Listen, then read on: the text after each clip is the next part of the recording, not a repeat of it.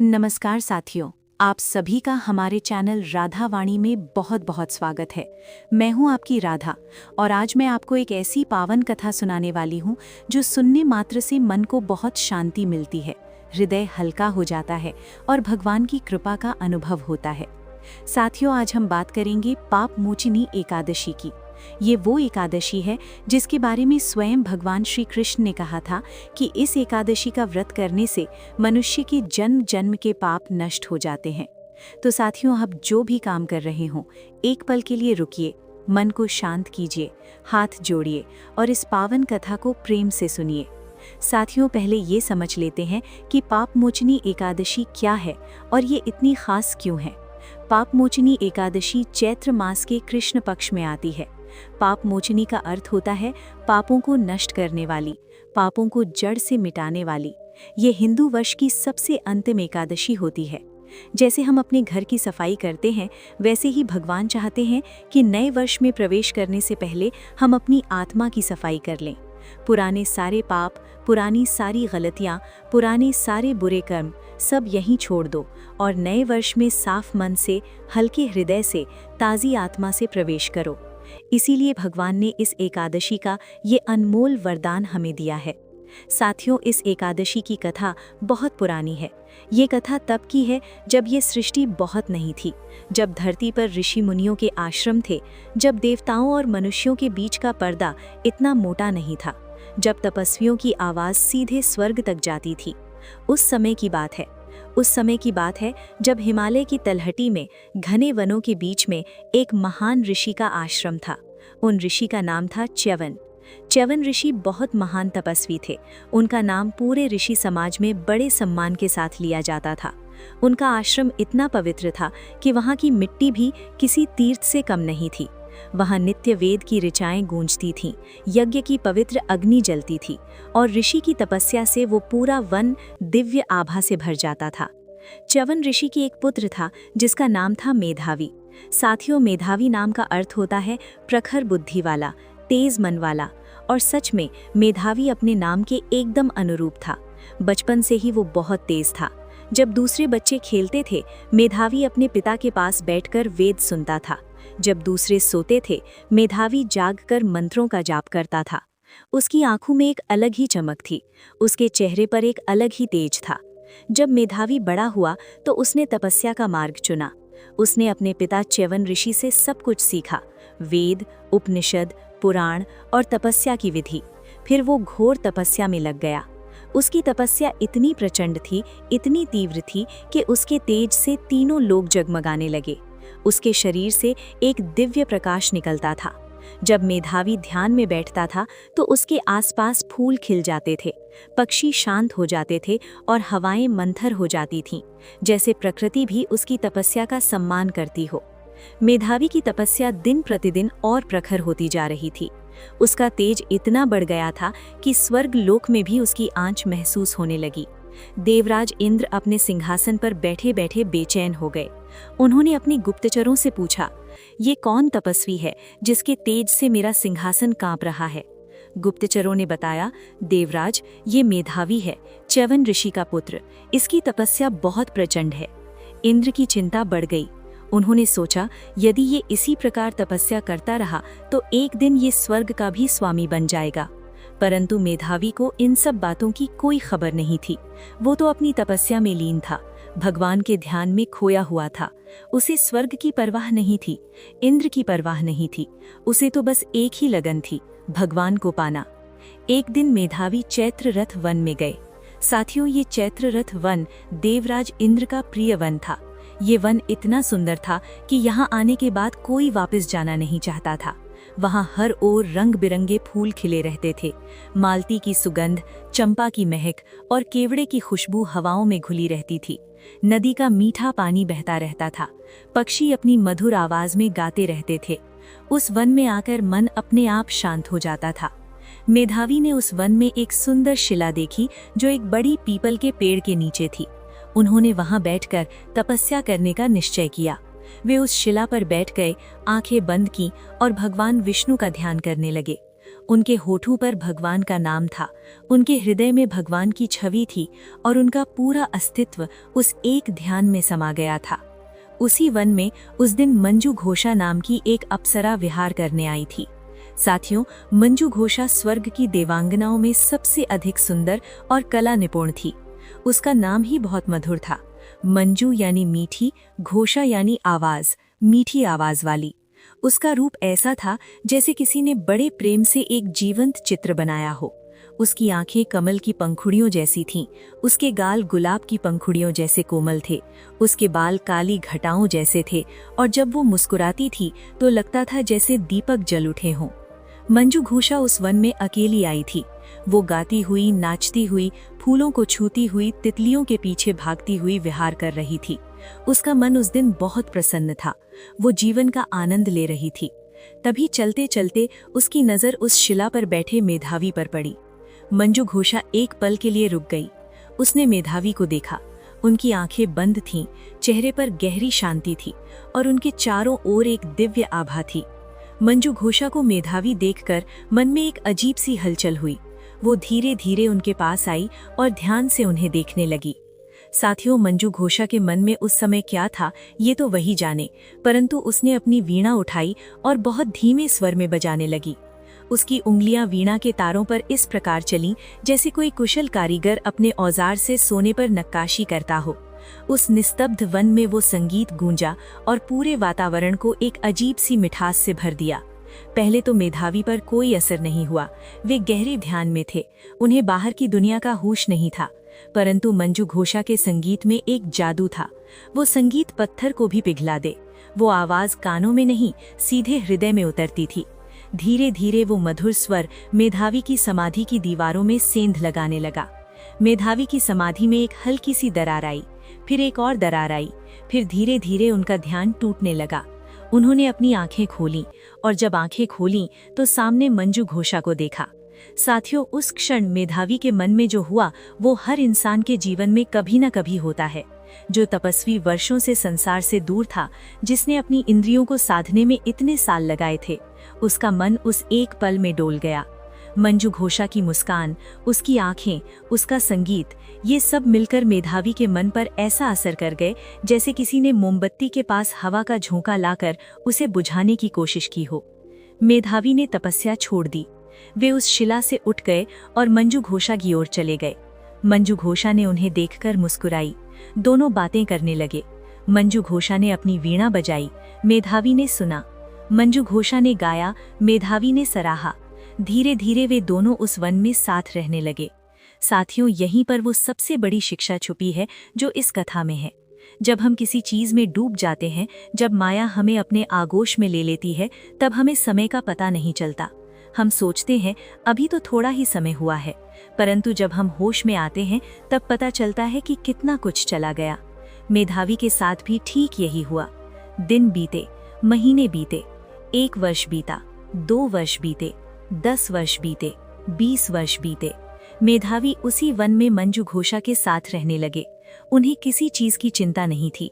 उन्हें याद नहीं रहा कि वो कौन है, क्यों यहाँ आए थे, उनका लक्ष्य क्या था। उनकी वर्षों की तपस्या से जो दिव्य तेज संचित हुआ था वो धीरे धीरे क्षीण होता चला गया। उनके शरीर से निकलने वाली वो आभा मंद पड़ती गई। उनकी सिद्धियां जो वर्षों की साधना से मिली थीं, एक एक करके नष्ट होती चली गईं। परंतु मेधावी को इसका कोई होश नहीं था। फिर एक दिन, वो दिन जिसने मेधावी के जीवन की दिशा बदल दी। उस दिन सुबह मेधावी जागे तो उनके मन में एक अजीब सी बेचैनी थी। वे जब भी ऐसा महसूस करते थे, उनके मन में भगवान की याद आती थी। उन्होंने आसमान की ओर देखा। आसमान नीला था, बादल सफेद थे, सूरज की किरणें वन में छन कर आ रही थीं।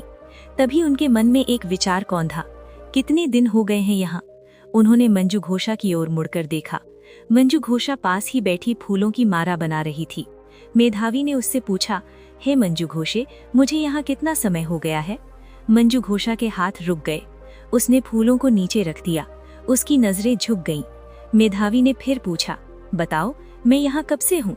मंजू घोषा की आंखों में आंसू आ गए। उसने धीरे से, बहुत धीरे से कहा, हे नाथ, 57 वर्ष, 57 वर्ष। उन्होंने मंजू घोषा को उठाया, उसकी आंखों में देखा। उन आंखों में सच्चा पश्चाताप था, इसमें कोई संदेह नहीं था। मेधावी ने लंबी सांस ली और बोले, मंजू घोषे, तुमने जो किया वो पाप था, ये सच है, परंतु इस संसार में कोई ऐसा पाप नहीं जिसका प्रायश्चित न हो। भगवान विष्णु की कृपा असीम है, वे पापियों को भी क्षमा करते हैं यदि पश्चाताप सच्चा हो। मंजू घोषा ने प्रश्नवाचक दृष्टि से मेधावी की ओर देखा। मेधावी ने कहा, सुनो, चैत्र मास में कृष्ण पक्ष की एकादशी को पाप मोचनी एकादशी कहते हैं। ये एकादशी भगवान विष्णु की सबसे प्रिय एकादशियों में से एक है। यदि तुम उस पावन दिन श्रद्धा और प्रेम के साथ उपवास करो, भगवान विष्णु की पूजा करो, तुलसी दल अर्पित करो, उनका नाम जपो और सच्चे हृदय से अपने पापों के लिए क्षमा मांगो, तो भगवान की कृपा से तुम्हारे सभी पाप नष्ट हो जाएंगे और तुम इस शाप से मुक्त हो जाओगी। मंजू घोषा ने दोनों हाथ जोड़े। उसकी आंखों में एक नई आशा की किरण जागी। उसने कहा, हे ऋषिवर, आपका बहुत बहुत धन्यवाद। मैं ये व्रत अवश्य करूंगी। मैं भगवान विष्णु से क्षमा मांगूंगी। फिर वो वहां से चली गई। उसकी जाने के बाद मेधावी वहीं उस शिला के पास खड़े रहे, अकेले। वन की हवा उनके चेहरे को छू रही थी, पक्षी गा रहे थे, फूल खिले थे, परंतु मेधावी के भीतर एक गहरी उदासी थी। उन्होंने अपने हाथों को देखा, यही हाथ जो कभी तपस्या में उठते थे, जिनसे कभी भगवान की पूजा होती थी। आज ये हाथ खाली थे। मेधावी ने एक गहरी सांस ली और अपने पिता के आश्रम की ओर कदम बढ़ाए। रास्ते में वे सोचते जा रहे थे, 57 साल, उनके जीवन के सबसे कीमती साल। वे साल जब उन्हें भगवान की आराधना करनी चाहिए थी, जब उन्हें तपस्या में बैठना चाहिए था। वे साल एक माया में खो गए। मेधावी के नेत्रों से आंसू बहने लगे। वे चलते जा रहे थे और रोते जा रहे थे, रोते जा रहे थे और चलते जा रहे थे। जब वे आश्रम के पास पहुंचे तो उन्होंने देखा कि च्यवन ऋषि आश्रम के द्वार पर बैठे हुए हैं, जैसे वे प्रतीक्षा कर रहे हों। एक पिता का हृदय कितना विशाल होता है, उसे पता चल जाता है जब उसका पुत्र दुख में होता है। च्यवन ऋषि ने अपने पुत्र को दूर से ही देख लिया। उनकी चाल, उनके झुके हुए कंधे, उनका वो उदास चेहरा, सब कुछ कह रहा था। च्यवन ऋषि उठे और मेधावी की ओर बढ़े। उन्होंने अपने पुत्र को गले से लगा लिया। मेधावी फूट फूट कर रोने लगा। उसने पिता के सीने में मुंह छिपा लिया, जैसे एक छोटा बच्चा रोता है। च्यवन ऋषि ने उसकी पीठ थपथपाई, कुछ नहीं बोले, बस थपथपाते रहे। जब मेधावी का रोना थोड़ा थमा, तब च्यवन ऋषि उसे अंदर ले गए। उन्होंने उसे आश्रम के आंगन में बिठाया। फिर धीरे से बोले, पुत्र, सब जानता हूँ। मेधावी ने पिता की ओर देखा। वे बोले, पिताश्री, मुझे क्षमा कर दीजिए। मैंने अपनी सारी तपस्या नष्ट कर ली। मैंने आपका नाम डुबो दिया। च्यवन ऋषि ने मुस्कुराते हुए कहा, नहीं पुत्र, तुमने कोई नाम नहीं डुबोया। तुमने एक भूल की, ये सच है, परंतु भूल से ही तो सीखते हैं। यदि कोई कभी गिरे ही ना तो वो उठना कैसे सीखेगा? यदि कोई कभी भटके ही ना तो उसे राह का मूल्य कैसे पता चलेगा? मेधावी ने कहा, परंतु पिताश्री, मेरी तपस्या, मेरा तेज सब चला गया।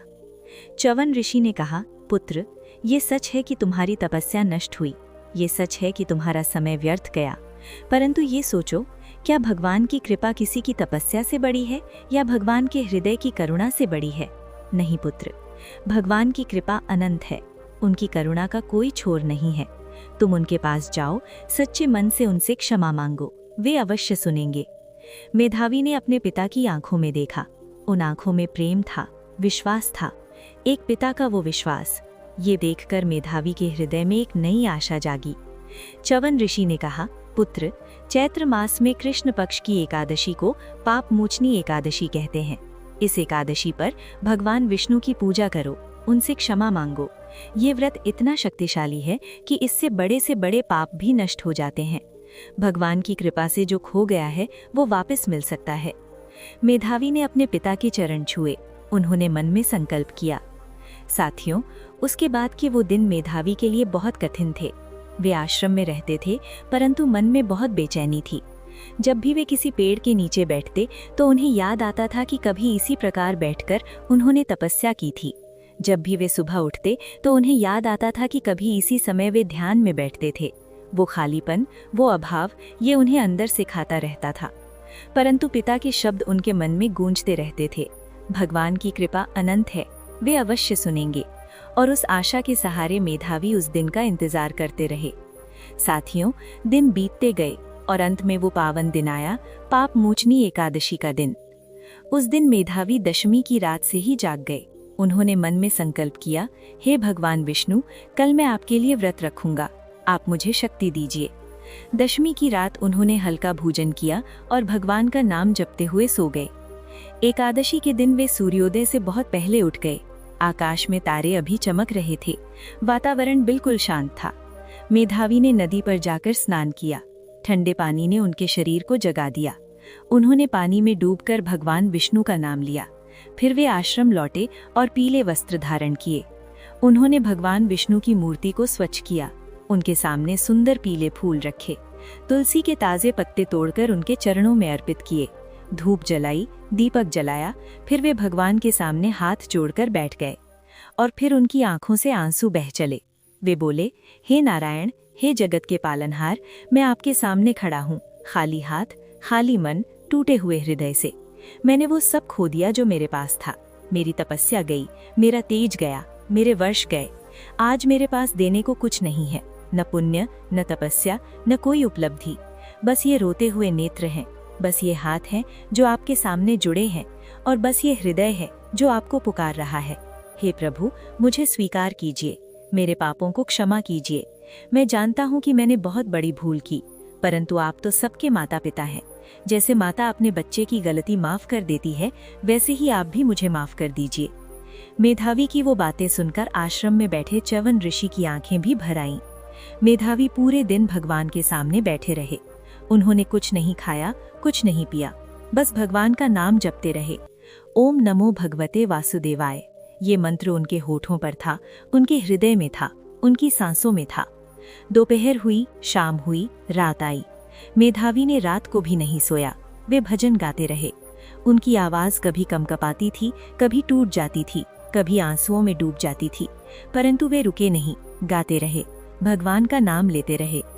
उधर मंजू घोषा भी उसी दिन व्रत कर रही थी।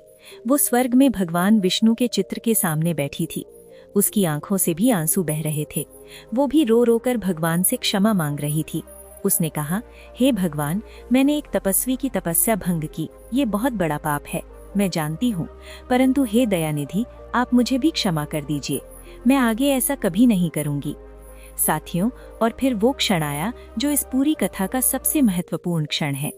रात का अंतिम प्रहर था, वो समय जब सारी दुनिया सोती है और केवल भक्त और भगवान जागते हैं। उस गहरी रात में मेधावी बैठे थे, थके हुए, रोते हुए, परंतु भगवान का नाम लेते हुए। तभी अचानक उन्हें एक अनुभव हुआ। उनके हृदय में जैसे कहीं से एक प्रकाश आया। वो प्रकाश धीरे धीरे फैला। उनके पूरे शरीर में एक अजीब सी ऊष्मा आई। वो ऊष्मा जो ठंड से नहीं, प्रेम से आती है। उनके रोम रोम में जैसे कुछ जागा। उनकी आंखें बंद थीं, परंतु भीतर एक आलोक था, और उन्हें लगा जैसे कोई उनके सिर पर हाथ रख रहा हो। साथियों, भगवान की उस स्पर्श को शब्दों में बयान करना संभव नहीं है। जो इसे अनुभव करता है वही जानता है। मेधावी ने उस क्षण को महसूस किया और उनके नेत्रों से आंसुओं की एक और धारा बह चली। परंतु इस बार वो दुख के आंसू नहीं थे, ये कृतज्ञता के आंसू थे, आनंद के आंसू थे। उन्होंने महसूस किया कि उनके भीतर का वो खालीपन धीरे धीरे भर रहा है। वो तेज जो चला गया था वो धीरे धीरे लौट रहा है।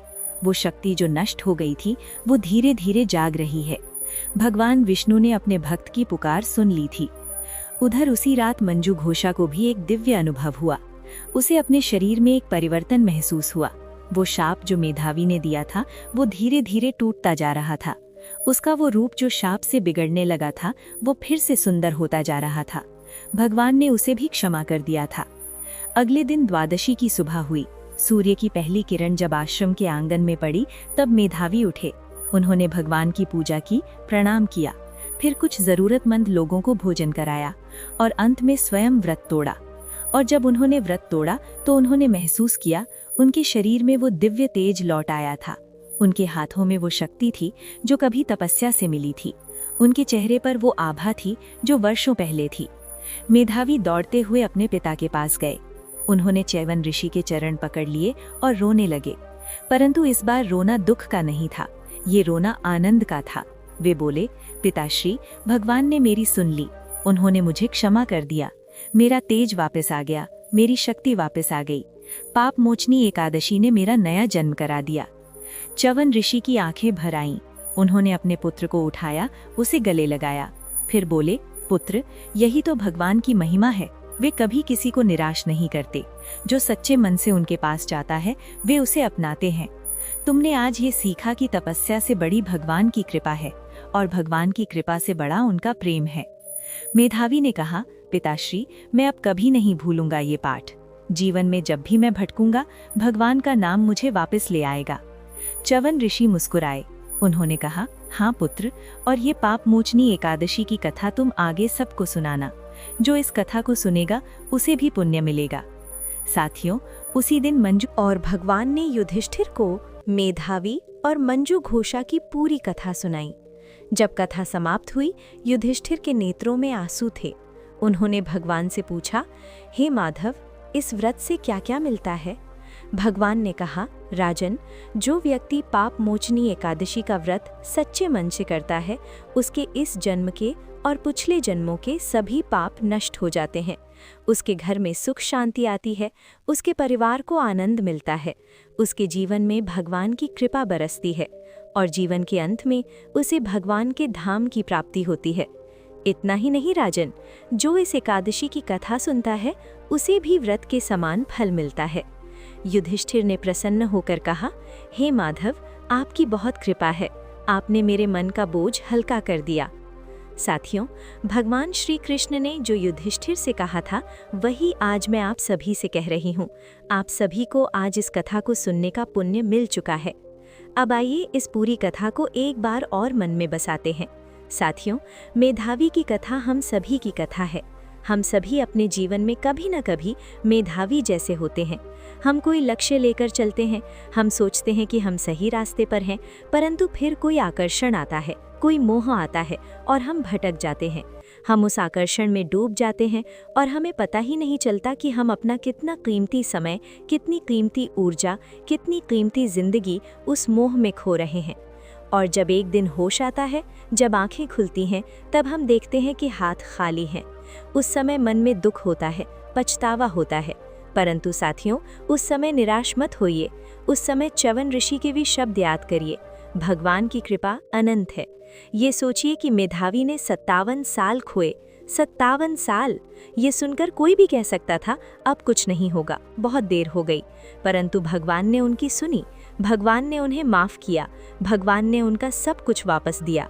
तो आप भी सोचिए, चाहे आपने कितने भी पाप किए हों, चाहे आपने जीवन में कितनी भी गलतियां की हों, भगवान की कृपा से सब ठीक हो सकता है। बस एक शर्त है, पश्चाताप सच्चा होना चाहिए।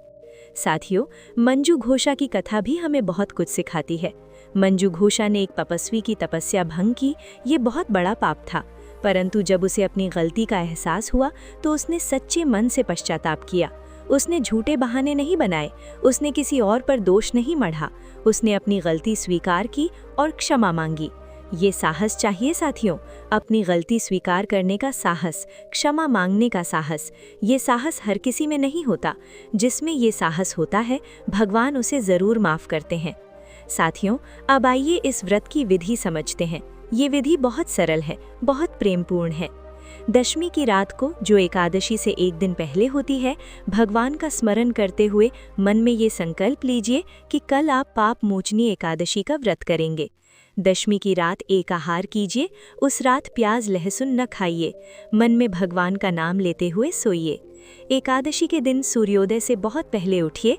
उस समय आकाश में तारे होते हैं, वातावरण शांत होता है और उस शांति में भगवान का स्मरण बहुत मीठा लगता है।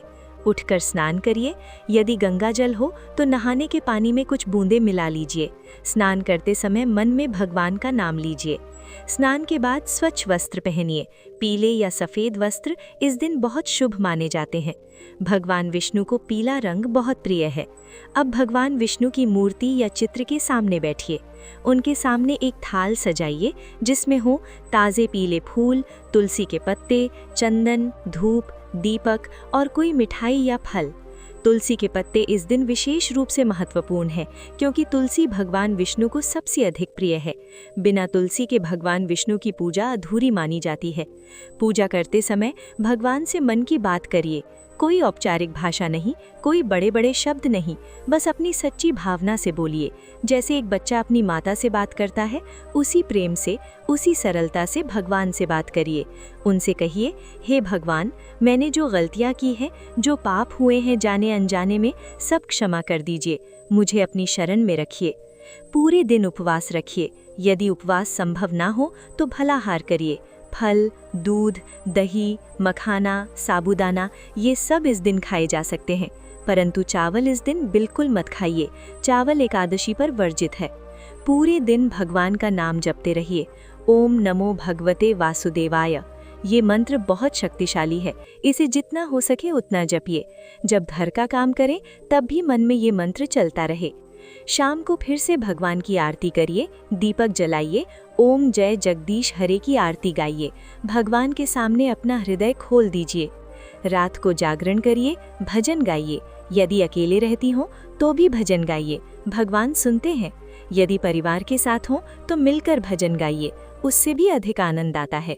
द्वादशी के दिन सुबह स्नान करके भगवान की पूजा करिए, फिर किसी ज़रूरतमंद को भोजन कराइए। ये बहुत महत्वपूर्ण है। जब हम किसी को खाना खिलाते हैं तो हम भगवान को खिलाते हैं। उसके बाद स्वयं भोजन करिए और व्रत का पारण करिए। साथियों, यदि ये पूरी विधि ना हो सके तो भी कोई बात नहीं। घर में छोटे बच्चे हों, कोई बीमार हो, काम की जिम्मेदारियां हों, तब भी भगवान समझते हैं। आप जितना कर सकती हैं उतना करिए। भगवान विधि नहीं देखते, प्रेम देखते हैं। साथियों, इस व्रत के बारे में एक बात और जो मुझे बहुत प्रिय लगती है। इस व्रत में एकांत की बहुत ज़रूरत है। उस एकांत में जब हम भगवान के सामने बैठते हैं, जब हम उनसे बात करते हैं, तब हमें अपने जीवन की बहुत सी बातें स्पष्ट होती हैं। उस एकांत में हम समझते हैं कि हमने क्या सही किया, क्या गलत किया। उस एकांत में एक तरह की सफाई होती है, मन की सफाई। मेधावी जब उपवास में बैठे थे और भगवान का नाम ले रहे थे, तब उनके मन में भी यही हुआ होगा। उन्होंने अपने जीवन को पीछे मुड़कर देखा होगा, उन्होंने अपनी गलतियों को स्वीकार किया होगा और उस स्वीकृति में ही उनकी मुक्ति थी। साथियों, ये बहुत महत्वपूर्ण बात है। जब तक हम अपनी गलतियों को स्वीकार नहीं करते, तब तक हम उनसे मुक्त नहीं हो सकते। जब हम कहते हैं मुझसे गलती हुई है, तब एक बोझ उतर जाता है, वो बोझ जो हम सालों से उठाए चलते हैं। तो साथियों, इस पाप मोचनी एकादशी पर एक काम और करिए। वे सब गलतियां जो आपने की हैं, चाहे किसी के साथ हुई हो, चाहे भगवान के प्रति हुई हो, उन सब को मन में लाइए और एक एक करके भगवान के सामने रखिए। कहिए, हे भगवान, ये गलती मुझसे हुई थी, ये पाप मुझसे हुआ था, मैं इसके लिए क्षमा प्रार्थी हूँ। और फिर उन्हें जाने दीजिए। उन गलतियों को, उन पापों को भगवान के हाथ में सौंप दीजिए। वे उन्हें संभाल लेंगे। आप हल्के हो जाइए। साथियों, इस दिन एक और काम करिए जो बहुत ज़रूरी है। यदि आप में किसी को दुख दिया हो, कोई कहा सुनी हुई हो, किसी रिश्ते में दरार आई हो, तो इस दिन उस व्यक्ति को माफ़ कर दीजिए। मन में रखी हुई शिकायतें, पुराने घाव, पुरानी तकलीफ़ें, इन सब को आज जाने दीजिए। और यदि आपने किसी को दुख दिया हो तो उससे माफ़ी मांगिए। फ़ोन करिए, जाकर मिलिए, पत्र लिखिए, जो भी हो सके वो करिए। ये माफ़ी मांगना भी एक प्रकार की पूजा है। साथियों, मैं राधा आपसे एक बात अपने दिल से कहना चाहती हूँ। हम सबके जीवन में उतार चढ़ाव आते हैं। कभी हम मेधावी की तरह अपने रास्ते से भटक जाते हैं, कभी हम मंजू घोषा की तरह जाने अनजाने में किसी को दुख दे देते हैं। ये जीवन का हिस्सा है, इसमें शर्म नहीं करनी चाहिए। परंतु जो सबसे ज़रूरी है वो ये कि जब भटकाव का एहसास हो, जब गलती का एहसास हो, तो देर मत करिए। उसी समय भगवान की ओर मुड़ जाइए। वे हमेशा वहीं खड़े हैं, प्रतीक्षा करते हुए। वे कभी नहीं थकते, वे कभी निराश नहीं होते। पाप मोचनी एकादशी उस मुड़ने का एक विशेष अवसर है। भगवान इस दिन विशेष रूप से कृपालु होते हैं। साथियों, इस कथा को सुनते सुनते आपने भी शायद अपने जीवन की कुछ बातें याद की, कुछ गलतियां याद आईं, कुछ ऐसे क्षण याद आए जब आप भटके थे। तो अब उन्हें मन में लाइए और भगवान से कहिए, हे प्रभु, ये सब आपके हाथ में सौंपती हूँ। भगवान विष्णु की एक बहुत सुंदर बात है, वे पालनहार हैं, यानी पालने वाले। जैसे एक माता अपने बच्चे को पालती है, वैसे ही भगवान विष्णु इस पूरी सृष्टि को पालते हैं। इनकी इस विशेषता में ये भी आता है कि वे अपने भक्तों की गलतियों को माफ करते हैं। एक माता अपने बच्चे की कितनी भी बड़ी गलती माफ कर देती है, क्योंकि वो उसकी माता है। उसी प्रकार भगवान विष्णु भी हमारी माता की तरह हमें माफ करते हैं। साथियों, जब मेधावी भगवान के सामने रोया तो भगवान का हृदय पिघल गया, क्योंकि भगवान के हृदय में अपने भक्त के लिए असीम प्रेम है। वो प्रेम कभी समाप्त नहीं होता, वो प्रेम कभी कम नहीं होता। चाहे हम कितनी बार भटकें, चाहे हम कितनी भी गलतियां करें, भगवान का प्रेम हमारे लिए हमेशा उतना ही रहता है। यही तो पाप मोचनी एकादशी का संदेश है, यही तो इस कथा का सार है। साथियों, अब एक और बात, ये एकादशी हिंदू वर्ष की अंतिम एकादशी है। इसके बाद चैत्र शुक्ल प्रतिपदा से नया वर्ष शुरू होता है। तो ये एकादशी जैसे एक द्वार है, पुराने वर्ष के अंत का और नए वर्ष के आरंभ का। भगवान का ये संदेश है, पुराने वर्ष की जो भी गलतियां हैं, जो भी पाप हैं, उन्हें यहीं छोड़ दो, नए वर्ष में मेरे साथ चलो। ये कितना सुंदर संदेश है। जैसे पुराने कपड़े उतारकर नए कपड़े पहनते हैं, वैसे ही पुरानी गलतियों को उतारकर नए संकल्प लेकर नए वर्ष में प्रवेश करते हैं। साथियों, जब मेधावी ने व्रत किया और भगवान ने उन्हें माफ किया, तो मेधावी के जीवन में जो परिवर्तन आया वो केवल बाहरी नहीं था। उनका दिव्य तेज तो लौटा ही, परंतु उनके भीतर भी एक बड़ा परिवर्तन आया। वे पहले से अधिक समझदार हो गए थे, पहले से अधिक विनम्र हो गए थे। उन्होंने जीवन का एक बड़ा सबक सीखा था कि शक्ति और तेज से बड़ी भगवान की कृपा है, और भगवान की कृपा उसे मिलती है जो सच्चे दिल से उनके पास जाता है। इसीलिए मेधावी के बाद की तपस्या उनकी पहले की तपस्या से बहुत अलग थी। पहले वे तपस्या करते थे अपनी शक्ति बढ़ाने के लिए, अब वे तपस्या करते थे भगवान से प्रेम के लिए। पहले उनकी तपस्या में एक अहंकार था कि मैं इतना शक्तिशाली हूँ, अब उनकी तपस्या में विनम्रता थी कि मैं आपका हूँ।